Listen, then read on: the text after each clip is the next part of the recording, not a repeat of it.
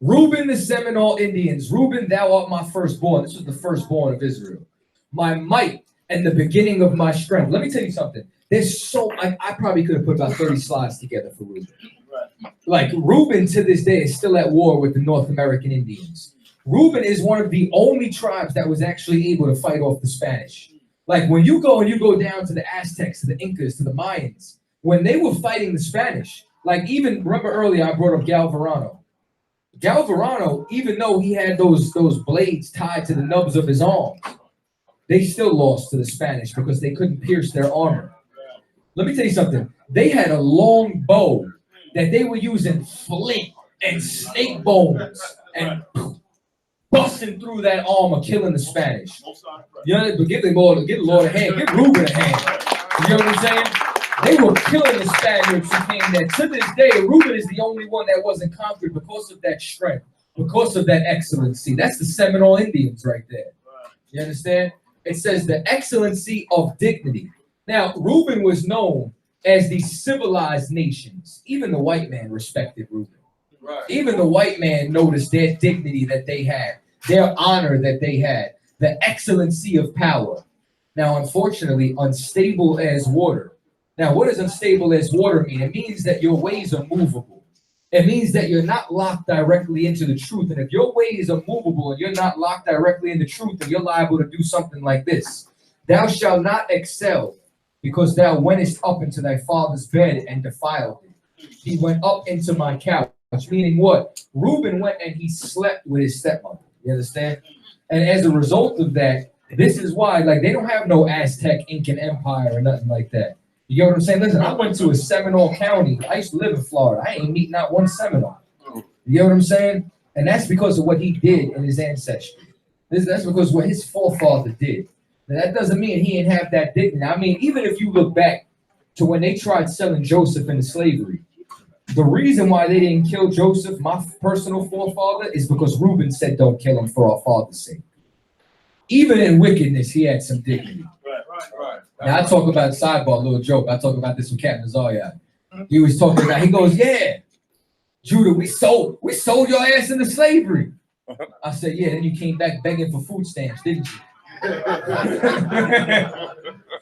just a little bit of a joke. I ain't trying to split the kingdom again. It's one nation now. All right. You can tell that drink kicked in, right? Next slide. Now, look at how they dress. Look at the dignity. Look at the pride. Look at the mitre that they had. Look at the same headpiece that you saw in that petroglyph in Puerto Rico. And when you take a look at them, look how separately they dress from that rough cowhide of Gad. You understand? Take a look, like this looks like a dignitary you send to go talk to an emperor or something. You know what I'm saying? Like, we got a king in Israel. Who we gonna send to go talk to this cat about opening trade negotiations? We gonna send Reuben. Reuben gonna be the dignitary.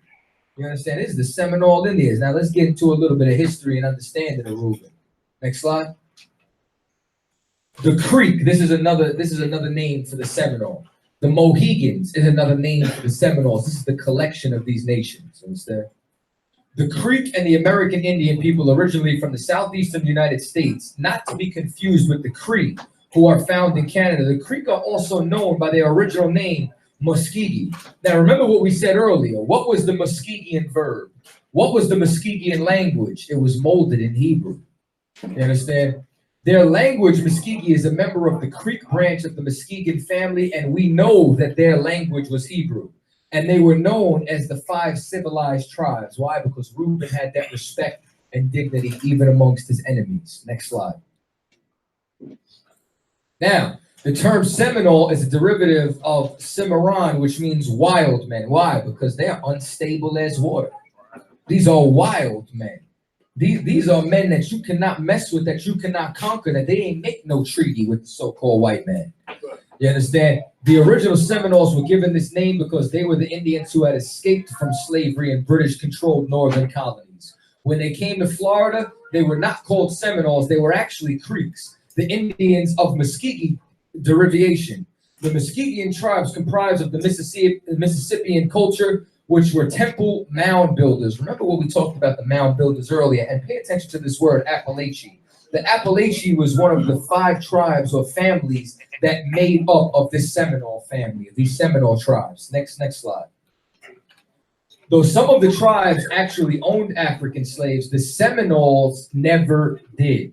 Stop trying to put that on the Seminoles. And matter of fact, this is what most of Gad did. Indeed, many black Africans escaping from slavery in the Carolinas and Georgia came to Florida and built settlements near the Seminoles. They formed a union with the Seminoles based upon both of their mutual fear of slavery, meaning they realized we have a common enemy, the so-called white man. We better join together or we're both going to be enslaved. Right. And they stayed free. That's right. You understand? That's right. Which lets you know what the hell that we got to do. That's right. Straight up and down. The U.S. never was able to break them apart. You understand? The Union was so strong, it surpassed the attempts of the U.S. to break them apart. That's one West, baby. Right. You understand? That is the I.S.U.P.K and the Commandant General YAHANNA. Clap it up now.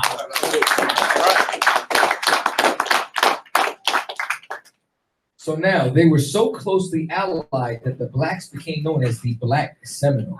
And that's how it's supposed to be. Next slide. So now this is all talking about, you understand, this is from a book right here, The Propagation of the Gospel, Numerous Facts and Arguments, Indians in America. And now it's trying to say that are descended from the 10 tribes of Israel. So these are all different various writers, right? Matter of fact, big ups to Officer Zakawar for this. Officer Zakawar gave me this, you understand, this information. He sent it to me. I read this book in like a night. There's so much more information, including the fact that Africans and the so-called white man were both calling Judites in Africa Negroes. Sidebar. We're going to save that for part 2 of this lecture.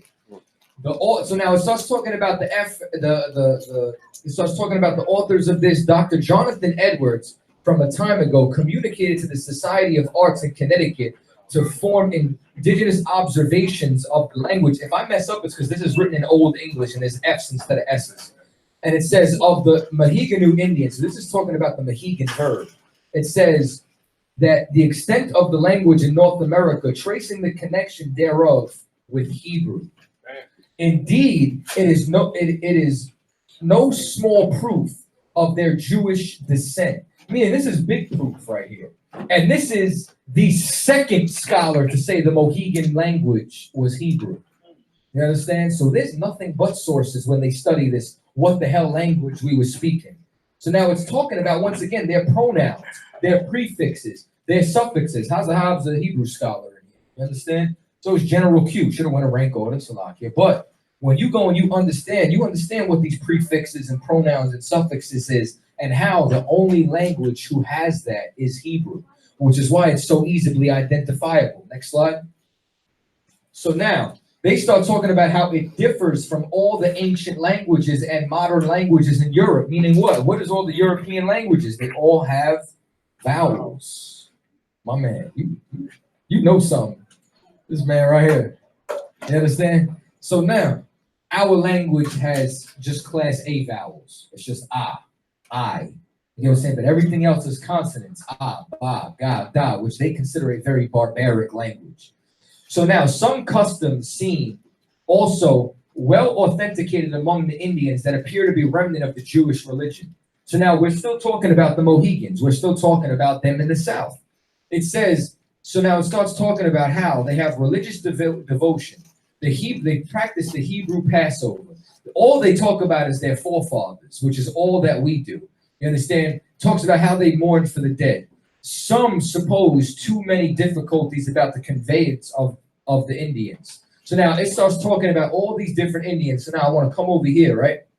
So now it starts talking about the Creek Indians, and it starts talking about all the different things that they would do inside their tribes. Y'all see down here? It starts talking about Georgia, East. And it starts talking about all these different things, how they celebrated the Passover, all their religious and spiritual traits, all going back to Israel, all have to do with Reuben.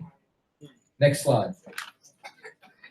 Now, the last remarkable fact to be made, this is the Indian woman. Right now, this is all talking about Reuben. So it says, in the separation of their woman on certain occasion, the Southern Indians. Now, remember where Reuben was. Reuben was in Georgia. Reuben was in Florida. Reuben was inside these places. So now when it mentions the Southern Indians, this is who it's talking about, oblige their women into the lunar retreats to build small huts at considerable distance from their dwellings, because what would you have to do with a woman when she was unclean, when we were in the kingdom? She had to separate and go stay in her own dwellings. Solomon, bold and out of control, built a house for each one of his women. Women, don't think you spoil. We in captivity, man. Right. All right. So now it says, and their dwelling houses they imagine to be sufficient, where they are obligated to stay at risk of their lives. Should they be known to violate this ancient law, they must answer to every misfortune that the people meet with. Among the Indians on the northwest of Ohio, the conduct of women seemed perfectly agreeable as far as circumstances will permit with the law of Moses. Young women at the first change in her circumstances immediately separate herself, meaning what? Her flower, her period, herself from the rest, but made some distance from the dwelling houses and remained during the whole time of her Malade, or 7 days. Where else were women supposed to be separated for 7 days, if not for Leviticus, the 15th chapter? The person who brings her victuals is very careful not to touch her, and so cautious is she touching of her own food with her hands that she makes use of sharpened stick instead of a fork, with which she takes up her venison and small ladle of spoon for her other, next slide, food. When the 7 days are ended, she bathes herself in water, washes her clothes, and cleans the vessels as she has made of use. This is Leviticus. This is Levitical law among Reuben. How do we know? Now, once again, a Muskegee woman delivered a child is separated in the manner of 3 moons, or 84 days. So now, once again, by the Levitical law, a woman was to be separated and unclean for 40 days for a man-child and 80 for a female child. So what you're starting to see is, once again, we start to keep all these laws. This is what Reuben was doing. This is the Muskegee. This is the Creek. This is the Seminole. This is Reuben.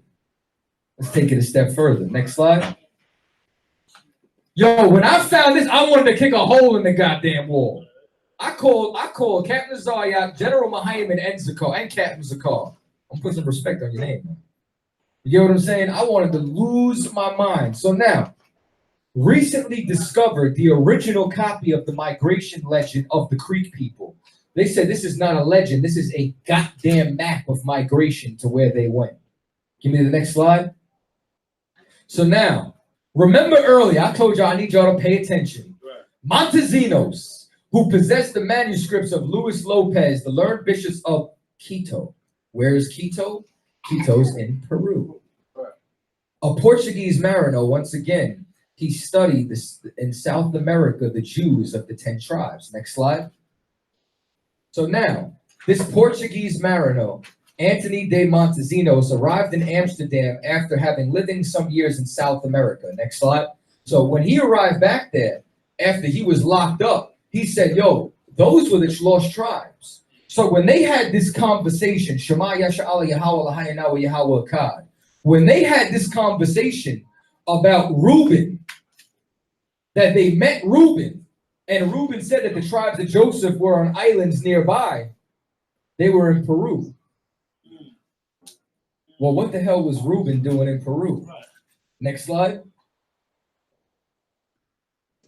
What apparently blew the minds of Ivy League scholars was that the elite of the Appalachia, remember the Appalachia was one of the 5 civilized nations of the Seminoles, were obviously of Peruvian origins. So when they met Reuben in Peru, it's because Reuben started in Peru. And when they traced this migration, they went from Peru and they went into Florida, into Georgia, because Reuben is the Seminole Indians. Don't tell me the I.S.U.P.K don't got the truth. You don't know a goddamn thing outside of here. Next slide. 3 other migration legends. So now, when you go and you break down these legends, it talks about where they went, talks about who they thought they were connected to. And originally, now this is what's even more amazing, the Appalachian Creek migration legend arrived from the Atlantic Ocean, meaning that the Bering Strait is bullshit.